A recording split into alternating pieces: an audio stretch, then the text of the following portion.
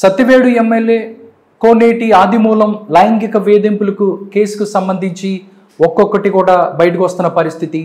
అంటే నిన్న తిరుపతిలో కేసు ఫైల్ అయిన తర్వాత ఈరోజు టెస్టుల కోసం ఎవరైతే బాధిత మహిళను పిలిచారో పోలీసులు, గవర్నమెంట్ హాస్పిటల్కి సంబంధించి ఎవరైతే ఆ మహిళకి టెస్టులు చేయటానికి పిలిచారు, కానీ అక్కడికి వచ్చి టెస్టుల కోసం వచ్చిన ఎవరైతే బాధిత మహిళ వరలక్ష్మి అక్కడి నుంచే అదృశ్యమైన పరిస్థితి.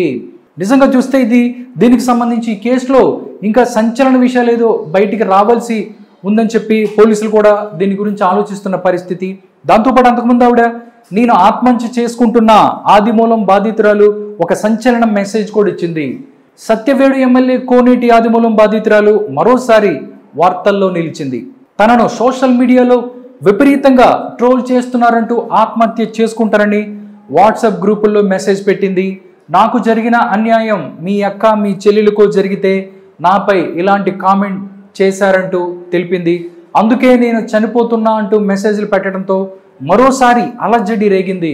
అంతేకాదు తనకు టీడీపీ నాయకులు ఎవరు సహకరించడం లేదని, అందుకే ఇక అందరికీ సెలవు అంటూ పోస్ట్ పెట్టింది.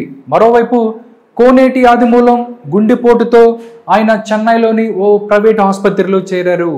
రాష్ట్ర వ్యాప్తంగా సంచలనం కలిగించిన ఆదిమూలం రొమాంటిక్ టేప్స్ కేసులో కలకలం రేపుతున్న నేపథ్యంలో ఆదిమూలం బాధితురాలు గురువారం సాయంత్రం తిరుపతి ఈస్ట్ పోలీస్ స్టేషన్లో ఫిర్యాదు చేసింది.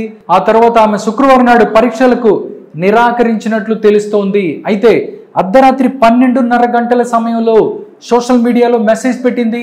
సత్యవేడు నియోజకవర్గానికి సంబంధించి మీడియా గ్రూపుల్లో తన పార్టీ నాయకులు ఎవరు తనకు సహకరించడం లేదు, మీ చెల్లికో మీ అక్కకో ఇలా జరిగి ఉంటే ఏంటి అని చెప్పి కామెంట్ చేస్తా, అలాంటి నన్ను కామెంట్ చేస్తారా అంటూ తాను ఆత్మహత్య చేసుకుంటానంటూ ఒక మెసేజ్ని గ్రూప్లో పెట్టింది. అయితే ఆమె ప్రస్తుతం ఏపీలో లేదు, హైదరాబాద్లో ఉన్నట్లు స్థానికులు చెప్తున్నారు.